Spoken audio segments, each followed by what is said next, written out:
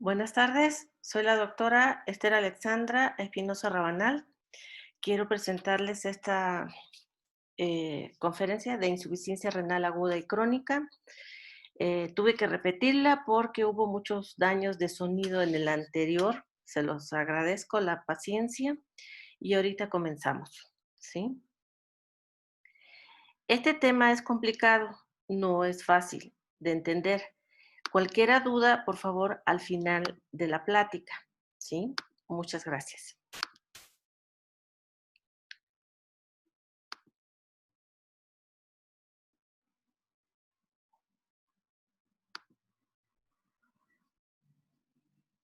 Vamos a ver.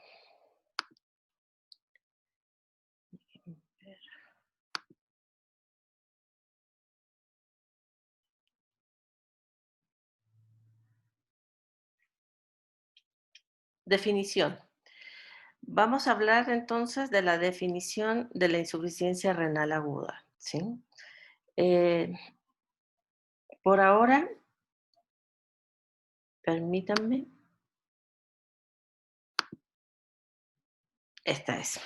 La enfermedad renal crónica es la disminución de la función renal expresada por una tasa de filtración glomerular en menor de 60 mililitros por minuto por 1.73 metros cuadrados o como la presencia de daño renal.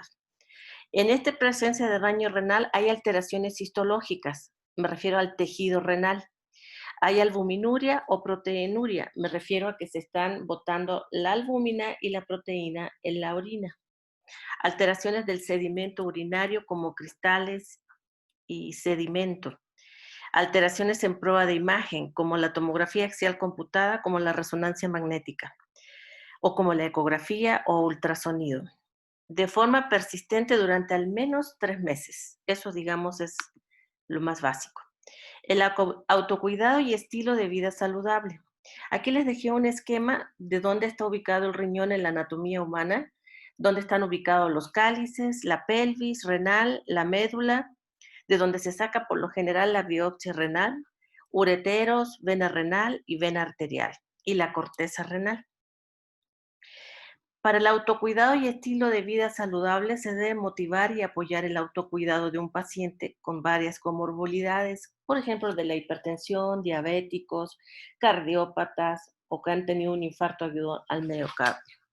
La calidad de vida, adherencias al tratamiento y el control metabólico. Esto es importante sobre todo en los pacientes diabéticos, control del azúcar.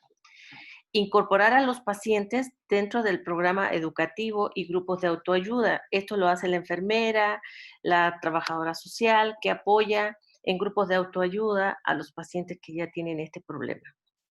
Empoderamiento del paciente y modificar conductas de riesgo. ¿A qué me refiero con conductas de riesgo? Pacientes que toman alcohol, que fuman, que no tienen un peso adecuado, ideal para su problema de la enfermedad que esté padeciendo, que están muy obesos, ¿sí? Que toman drogas, que no se alimentan bien. En resumen, que no tienen un estilo de vida saludable. Abordaje de un equipo multidisciplinario. ¿Qué quiere decir? Que no tan solo es el médico de primer contacto, está el cardiólogo, el nefrólogo, el urólogo, todos los especialistas que van a apoyar en caso de una insuficiencia renal, aguda o crónica. La dieta debe ser saludable, el peso debe ser adecuado, realizar ejercicio y evitar uso, como acabo de mencionar, de las conductas de riesgo de tabaco y alcohol. Los factores de riesgo de enfermedad renal aguda y crónica. Ya mencioné algunos factores de riesgo. Aplicación de intervenciones terapéuticas en fases tempranas es muy importante. Detectar al paciente antes de que llegue a una tercera, una segunda o una cuarta etapa, que ya son casi etapas terminales. En pacientes con factores de riesgo se recomienda evaluar la función renal por lo menos una vez al año, pero resulta que los pacientes hipertensos, diabéticos o con enfermedades autoinmunes es difícil tenerlos controlados cada 4 meses. A veces también es más difícil hacer el control una vez al año. La identificación de factores de susceptibilidad y de inicio como el mayor riesgo de enfermedad renal crónica, ¿sí? Que ya mencioné. Factores de progresión de la enfermedad renal crónica, o sea, tener etapas finales entre la 2, la 3, la 4 y hasta la quinta etapa de CRO-CRO. Más adelante voy a hablar de estas etapas finales. Y la detección y modificación de factores de riesgo.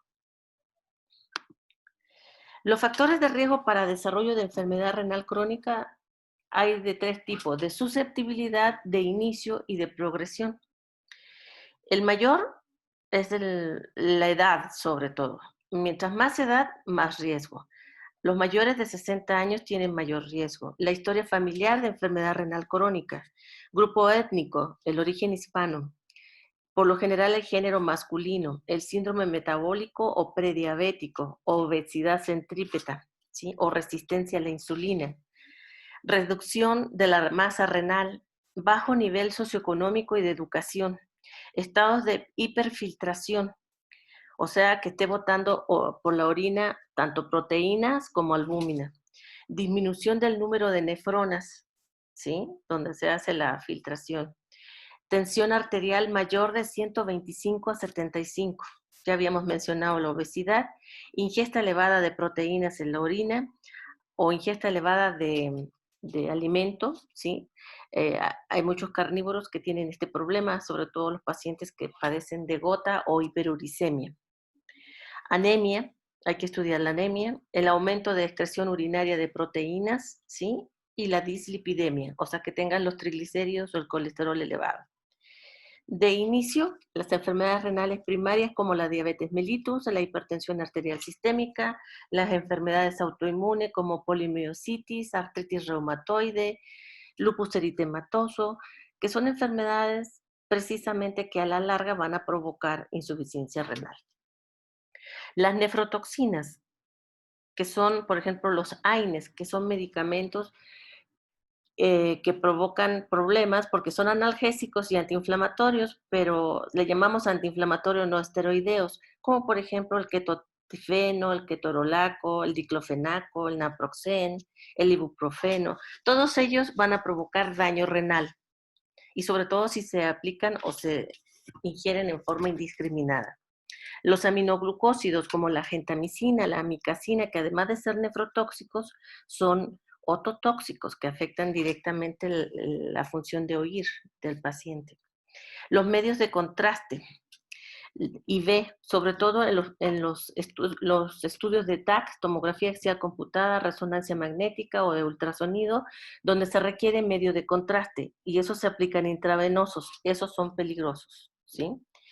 Y hay otros estudios también que pueden provocar estos problemas. La patología urológica, como la obstrucción urinaria, que puede ser por un tumor, puede ser por infecciones recurrentes, la litiasis urinaria, ¿sí? O cálculos renales que provocan dolor o cólico renal, infección de vías urinarias recurrentes sin tratamiento adecuado, y las enfermedades hereditarias. Puede ser un ejemplo el síndrome de Down, que a la larga puede provocar insuficiencia renal. De progresión, la proteinuria en orina, ¿sí? O sea que ya hay daño renal, la tensión arterial sistólica mayor a 130 milímetros de mercurio, la alta ingesta, ¿sí? Ahora sí que de proteínas, los carnívoros hay que bajarle a la carne, todo tipo de carnes rojas, ¿sí? Pobre control de la glucosa en el caso de los diabéticos, ¿sí? La obesidad, la anemia que hay que investigar, siempre hay que investigar la anemia porque puede provocar muchas patologías. La dislipidemia o los triglicéridos o colesterol alto, el tabaquismo, la hiperuricemia, el aumento ahora sí que de ácido úrico, o en otras palabras, la gota, las nefrotoxinas que acabo de mencionar y las enfermedades cardiovasculares, infarto agudo al miocardio, angina de pecho, todas las enfermedades cardiovasculares que van a tomar como órgano blanco el riñón. ERC significa enfermedad renal crónica.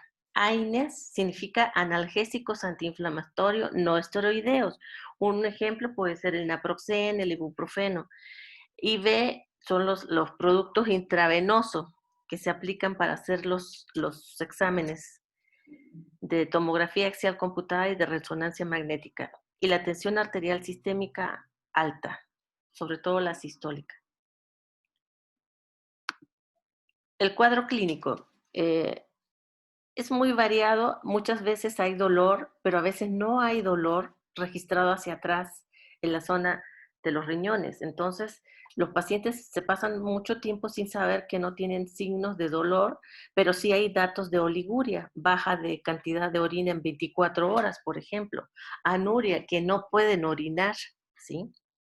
Las alteraciones del potasio y el bicarbonato, el que sean hipertensos por más de 20, 30 años de ser hipertensos, o hipertensión arterial sistémica primaria, esencial y secundaria. Anorexia, náuseas y vómito. Anorexia es la falta de apetito, las náuseas, ya sabemos, y vómitos que no tienen explicación. Y la anemia, esta hay que estudiarla porque hay varias patologías que es un síntoma de insuficiencia renal, la anemia. Edema de pies y miembros inferiores y la diabetes mellitus. Todos estos es parte del cuadro clínico, ¿sí? Eh, es un cuadro muy florido, aviso, ¿sí? Tiene todo tipo de alteraciones, entre ellos las alteraciones electrolíticas, que se producen anomalías en los niveles de diferentes electrolitos como el potasio y el bicarbonato. Las manifestaciones cardiovasculares como la hipertensión arterial que se encuentra hasta en el 80% de pacientes con insuficiencia renal crónica terminal. Alteraciones gastrointestinales, anorexia, falta de apetito, náuseas y vómito. Un signo característico es el fetor urémico, que es un olor amoniacal producido por los metabolitos nitrogenados en la saliva. Alteraciones hematológicas, un signo precoz en la evolución de insuficiencia renal crónica es la anemia, que ya dijimos que hay que investigar. Las alteraciones neurológicas, es típica la aparición de encefalopatía urémica, que se manifiesta como una alteración cognitiva que va desde una dificultad para concentrarse hasta el coma profundo en el paciente. También puede aparecer una polineuropatía que al principio es sensitiva, pero que avanza y se puede hacer motora y el paciente no puede caminar.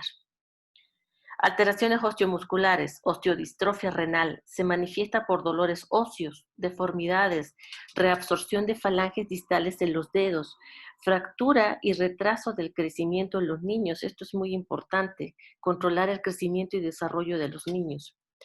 Alteraciones dermatológicas. El signo característico es el color pajizo de la piel, producido por la anemia y por el acúmulo de urocromos. El prurito o picor es también muy frecuente y muy molesto. Hay alteraciones hormonales en el hombre, provoca fundamentalmente impotencia y oligospermia, disminución en la producción de espermatozoides. En la mujer provoca alteraciones en el ciclo menstrual y frecuentemente amenorrea, o sea, falta de menstruaciones. La insuficiencia renal aguda versus la crónica. Puse aquí este cuadrito para más o menos hacer la diferencia. En reversibilidad de tiempo, la aguda es potencialmente reversible, en cambio la crónica es irreversible. La aguda puede durar menos de 3 semanas y la crónica desde los 3 meses en adelante el resto de la existencia del paciente. O sea que dura más de 3 meses. De la etiología, la prerrenal, la parenquimatosa y obstructiva es más común en la aguda Y en la crónica, la diabetes mellitus vascular, glomerulopatías intersticiales son las más comunes en las crónicas. La causa de morbilidad o mortalidad, en el caso, en la aguda, la infecciosa es la más común, las pielonefritis crónicas agudas son la más común. Y en el caso crónico, las cardiovasculares. La tolerancia clínica a la anemia y a la acidosis metabólica es muy mala en la aguda. En cambio, es mucho más tolerable en la crónica. En el tamaño renal puede ser normal o puede estar un poquito aumentado, mayor de 11 a 12 centímetros el riñón en tamaño. Y en el caso de la crónica puede estar más disminuido, menor de 10 centímetros, ahora sí que el riñón, y excepto en el caso de las nefropatías diabéticas, en el caso de la amiloidosis, la poliquistosis del adulto o trombosis de vena renal. El primer ion en aumentar es el potasio, sobre todo en la aguda, hasta 6 o 7 o 4 mil equivalentes de potasio. Y en la crónica se ve aumentado, parece ser más el bicarbonato, o a veces disminuido, ¿sí? Y en el caso de la parotormona es normal en la aguda y en la crónica es elevada. Esta sería una diferencia clínica. Cuando ustedes vean un cuadro muy florido como este, definitivamente tienen que valorarlo con su médico tratante. Diagnóstico y clasificación. La evaluación clínica rutinaria de los pacientes con riesgo de desarrollar enfermedad renal crónica. En todos los pacientes hay que medir la tensión arterial, medir la creatinina sérica y estimar la tasa de filtración glomerular. Medir la presencia de marcadores de daño renal, que entre ellas es la albuminuria y la proteinuria. Los análisis del sedimento urinario, ¿sí? Es importante valorarlo en el examen general de orina. Si hay cristales, si hay sedimentos, si hay leucocitos, si hay salida de sangre o hematuria, ¿sí? En el examen general de orina. Si hay proteinuria. En pacientes deseleccionados, dependiendo de los factores de riesgo, valorar el ultrasonido. Ejemplos, síntomas de obstrucción por cálculos, infección o historia familiar de riñones poliquísticos, es importante evaluarlo, ¿sí? Y tenerlo presente. Hay familias enteras con riñones poliquísticos, esto es importante evaluarlo. Los electrolitos séricos hay que evaluarlos: sodio, potasio, cloro, bicarbonato. Concentración o dilución urinaria, que es la osmolaridad, que son factores predictivos. Y en el caso de la acidificación urinaria o el pH. Aquí menciona que ERC significa enfermedad renal crónica, TFG significa tasa de filtración glomerular, y esto fue modificado en la referencia de Kadoki en el 2002, ¿sí? En las guías clínicas médicas, más o menos, para que quede claro. Lo voy a poner en la bibliografía de todas maneras, de dónde saqué yo toda esta información. La clasificación de la enfermedad renal se realiza considerando la presencia de daño renal o una tasa de filtración glomerular más o menos disminuida, independientemente de la causa. En cuando menos 2 determinaciones dentro de aproximadamente 3 meses. Se estudia la creatinina sérica, se estima la tasa de filtración glomerular mediante fórmulas o marcadores de daño renal. Estas fórmulas son complicadas, pero lo que importa es lo que sucede alrededor de las fórmulas, que haya albuminuria, por ejemplo, proteinuria y anormalidades en el sedimento urinario. Y los estudios de imagen son importantes, la tomografía, son importantes la resonancia magnética, es importante el ultrasonido o ecografía. Y sobre todo los estudios histopatológicos en el caso de ay, perdón, me equivoqué. Las glomerulonefropatías, que también son importantes. La fórmula para calcular el daño renal es una ecuación y tiene como ahora sí que por todos los factores, ¿sí? Se manejan los factores más importantes de esta ecuación, son la tasa de filtración glomerular, la depuración de creatinina en orina de 24 horas, el MDR, que es el estudio de modificación de la dieta, en el caso si es para un hombre o para una mujer, de enfermedad renal, y la creatinina sérica. Esos son los factores que se estudian en esta fórmula para detectar el daño o falta de función renal. Los estadios de Crocroft. Estos estadios son importantes porque son 5. En el primero, antes del primero está el incremento del riesgo con todos los factores de riesgos anteriores. La tasa de filtración glomerular de mayor o igual a 90, con todo y factores de riesgo, se considera normal. Y estos se estudian un escrutinio y reducción de factores de riesgo para evitar que el paciente caiga en insuficiencia renal crónica o aguda. El primer estadio es el daño renal con tasa de filtración glomerular normal, igual o mayor a 90. Y aquí se empieza a hacer el diagnóstico, el tratamiento, que puede modificar los factores de riesgo, intervenir y retardar la progresión de la insuficiencia renal. Reducción de factores, como le acabo de decir, de la enfermedad cardiovascular sobre todo. En el caso del segundo estadio, el daño renal con tasa de filtrado glomerular, ¿sí? Puede ser levemente disminuida y está entre 60 y 89, y la estimación y retraso de la progresión ya es más difícil. Y en el estadio 3 hay moderada disminución de la tasa de filtración glomerular entre 30 y 59. Y esto sí se debe evaluar y tratar a tiempo y con el tratamiento de las complicaciones. El cuarto estadio es el más complicado porque ya aquí hay una severa disminución de la tasa de filtrado glomerular entre 15 y 29, y aquí al paciente se le debe iniciar la diálisis y preparar para la terapia de reemplazo renal.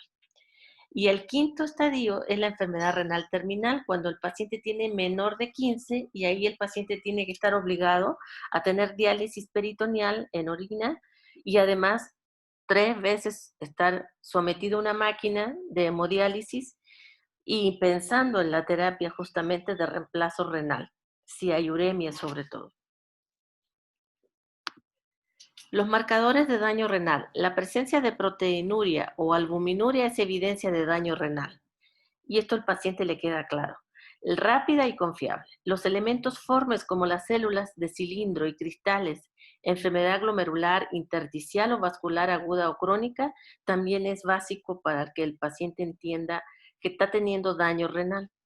Y los estudios de imagen como la tomografía, el ultrasonido, la resonancia magnética también es un apoyo importante. O los histopatológicos como la biopsia renal.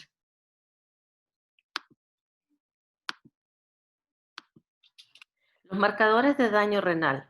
La albuminuria, la proteinuria, ya lo mencioné, pero aquí hay una situación diferente. La microalbuminuria es el primer signo de daño renal en el caso de la diabetes mellitus y la hipertensión arterial sistémica y las glomerulopatías. La correlación estrecha entre proteinuria y este daño pues se asocia a una mayor mortalidad cardiovascular y a una progresión de una enfermedad renal crónica en diabéticos, ¿sí? La mortalidad por todas las causas en no diabetes también.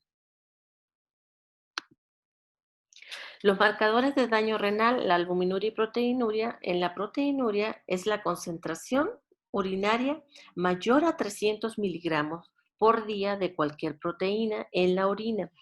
La albuminuria se refiere a la excreción urinaria de albúmina. Y hay dos tipos: microalbuminuria, que es entre 30 y 300 miligramos por gramo por albúmina por creatinina, o macroalbuminuria mayor de 300 miligramos por gramo albuminuria por creatinina. ¿Sí? Digamos que estos son factores de marcadores de daño renal ya cuantificados. Permítanme. La albuminuria y proteinuria es otra opción. En el caso de los bloqueadores de canales de calcio, no hidropiridina, verapamil o dialtiazem, lo ideal es no manejarlos, pero si no queda otra opción, no hay de otra. En pacientes diabéticos, el control estricto de glucemia, el control estricto con hemoglobina glucosilada, ¿sí? Que alrededor de sea menor o igual a 6.5 a 7% la cantidad de hemoglobina glicosilada o glucosilada. ¿Por qué? Porque mayor de 7% me habla de un descontrol metabólico en el paciente diabético y que puede caer en un coma cetoacidótico más fácilmente. Las comorbilidades. La hipertensión arterial sistémica. Los pacientes con enfermedad renal crónica tienen de 5 a 500 veces más riesgo de enfermedad cardiovascular que la población general. La meta de tratamiento de la tensión arterial en estos pacientes debe ser menor a 120-80 miligramos por mercurio. Las medidas farmacológicas y no farmacológicas son para proteger al paciente. Los IECAS y las ARAS. Los IECAS son los inhibidores de la enzima convertidora de angiotensina y los ARAS son los que evitan como por ejemplo el losartán, el irbesartán, ¿sí? El telmisartán, los inhibidores de la angiotensina 2. Los diuréticos hay que monitorizar y la depresión de volumen es importante por la hipocalemia y otros trastornos electrolitos de los hipertensos. Reducen el volumen extracelular de la tensión arterial, pero aumentan el riesgo de la enfermedad cardiovascular y potencian los IECAS y también los ARAS.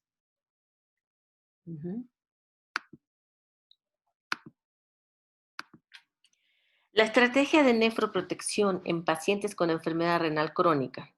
¿Cómo vamos a tener un objetivo mejor terapéutico?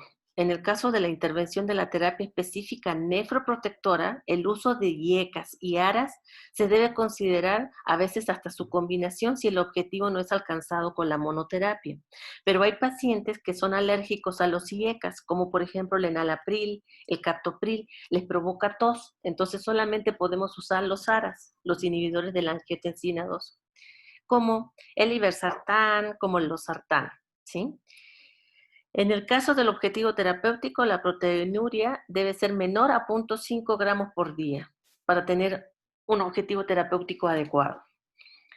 Y por supuesto, disminuir la tasa de filtración glomerular en menos de 2 mililitros por minuto por año. Eso sería lo ideal. La terapia cardioprotectora adjunta, como la terapia antihipertensiva adicional, sí es necesaria. La restricción de proteínas en la dieta, ¿sí? Restricción de sal en la dieta, a 0.6 a 0.8 gramos por kilo por día. Y en el caso de la restricción de proteínas en la dieta, menor de 130, o sea, si es posible, lo ideal es la tensión arterial menor a 130-80 por ahora sí que de presión arterial. El control glucémico estricto en diabéticos, de 3 a 5 gramos al día, lo ideal es bajar el control glucémico en los diabéticos. El producto de calcio por fósforo adecuado, una hemoglobina glicosilada, como acabamos de mencionar, menor o igual a 7%, y la terapia antilipídica, los niveles lo más normales posibles, la terapia antiplaquetaria, ¿sí? Control de LDL menor de 100 miligramos por decilitro, considerar corrección de la anemia. Esto es muy importante en el paciente, considerar la corrección de la anemia. Y la profilaxis antitrombótica con anticoagulantes. Puede ser desde la aspirina hasta los acenocumarínicos. Dejar de fumar, manejar un hematocrito o una hemoglobina de entre 11 y 12 gramos por decilitro, que también es fundamental, no bajar abajo de 11, dejar de fumar, como dije, control de peso y tratar de un peso corporal ideal. Aquí voy a mencionar que son los IECAS, son los inhibidores de la enzima convertidora de angiotensina. Un ejemplo es el irbesartán, el losartán, el telmisartán. Y esos son los IECAS, esos son los ARAS, perdón. Y los IECAS son el enalapril y el captopril.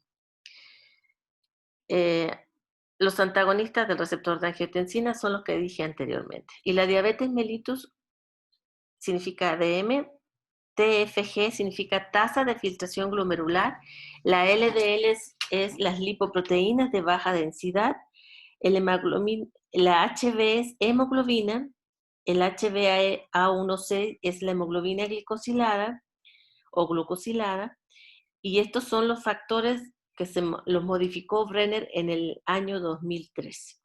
Todo esto es para un mejor objetivo terapéutico del paciente. En el caso de tratamiento, la nefroprotección es una estrategia múltiple, medidas farmacológicos y no farmacológicos que ya mencionamos. La aspirina a dosis baja de 100 miligramos por día debe considerarse en todos los pacientes con enfermedad renal crónica en estadios de 1 al 3 de Crocroft, con riesgo cardiovascular a 10 años, mayor o igual al 20%. Tomar en cuenta medicamentos que pueden causar insuficiencia renal aguda o insuficiencia renal crónica, como los AINES que ya mencionamos, como el naproxen, ibuprofeno, ketotifeno, ketorolaco, aminoglucósidos, como ya mencionamos, gentamicina, amicacina, y material intravenoso que utilizan los estudios de tomografía o resonancia. Dentro del tratamiento también se debe manejar la referencia al segundo y tercer nivel. Nosotros somos el primer nivel, la atención primaria. El segundo nivel sería los especialistas, nefrólogo, urólogo, cardiólogo. Y el tercer nivel son los que se encargan ya de hacer la terapia de reemplazo renal y la hemodiálisis en la máquina, ¿sí? En sangre. El envío de la tasa de filtración glomerular menor de 30 mililitros por minuto por 1.63 metros cuadrados es lo ideal. Y ahí, con ese envío, se debe manejar en el segundo y en el tercer nivel, porque ya hay daño renal muy marcado. Y los objetivos es identificar etiología de la insuficiencia renal, establecer un plan de manejo, eh, sobre todo disminuir la progresión del daño renal, identificar, prevenir y tratar complicaciones asociadas, eso es básico también. ¿Sí? Y facilitar el inicio de la terapia renal sustitutiva, ¿sí? La sospecha de referencia inmediata, cuando ya debe ser inmediata, debe ser por la falla renal aguda. En la enfermedad renal crónica con superposición de falla renal aguda está la hipertensión arterial sistémica maligna, con enfermedad renal subyacente con una hipercalemia o con un potasio sérico mayor de 7 miliequivalentes por litro. Ahí la referencia debe ser urgente, igual que en el síndrome nefrótico, con una enfermedad renal en estadio 4, por ejemplo, cuando la tasa de filtración glomerular está entre 15 y 29 mililitros por minuto por 1.73 metros cuadrados. ¿Por qué? Porque aquí ya es una etapa terminal donde el paciente debe usar desde una diálisis peritoneal hasta una hemodiálisis y considerar el reemplazo renal. En el caso de la referencia urgente de enfermedad sistémica con enfermedad renal, que en este caso es la hipercalemia, con potasio sérico de 6 a 7 miliequivalentes, es una urgencia médica. El deterioro agudo de la función renal menor de 15%, ya lo mencionamos, es una urgencia médica. Con una elevación de creatinina sérica mayor de 20, está asociado con el uso también de IECAS y ARAS. La referencia ordinaria al nefrólogo o el internista, todas las restantes situaciones clínicas con el hematocrito, examen físico detallado, urinálisis para búsqueda de sangre y proteínas en la orina, relación albumina-proteína con creatinina en orina, biometría hemática, creatinina sérica, electrolitos, hemoglobina con glucosilada en diabetes mellitus, estudios previos de creatinina, estudios de imagen y otras especialidades. Las indicaciones para la diálisis peritoneal en el caso de la insuficiencia renal aguda. La hiperpotasemia que mencionamos, ¿sí? La hiponatremia grave es importante y es indicativa para diálisis peritoneal en orina. La acidosis metabólica con bicarbonato plasmático menor a 10 miliequivalentes o miligramos también es otra indicación. Sobrecarga de líquidos con edema pulmonar, otra indicación. Insuficiencia cardíaca, no importa la causa, pero en caso de insuficiencia cardíaca también está indicado. Pericarditis urémica, el ácido úrico también afecta al corazón, ¿sí? Y en el caso de la encefalopatía urémica, cuando los productos azoados llegan al cerebro y provocan desde somnolencia al paciente hasta coma profundo, ¿sí? Y en el caso, ¿cuáles productos azoados? Por ejemplo, la urea, la creatinina. Esos serían los productos azoados, ¿sí? Y en el caso de la diátesis o hemorrágica urémica también es importante. En el caso de una azoemia severa, una urea mayor de 250, ¿sí? miligramos por decilitro o una creatinina mayor de 30, está indicada la diálisis peritoneal urgente, ¿sí?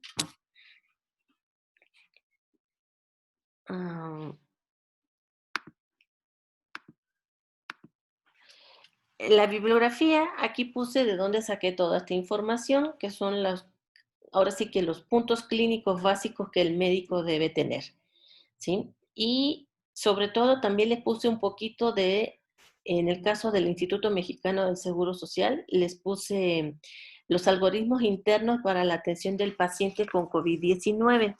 Se los puse porque también el paciente en tercera etapa de COVID-19, cuando ya tiene una respuesta inflamatoria aguda, una descarga de citoquinas aguda con los medicamentos antivirales, con los corticoides, con la terapia anticoagulante.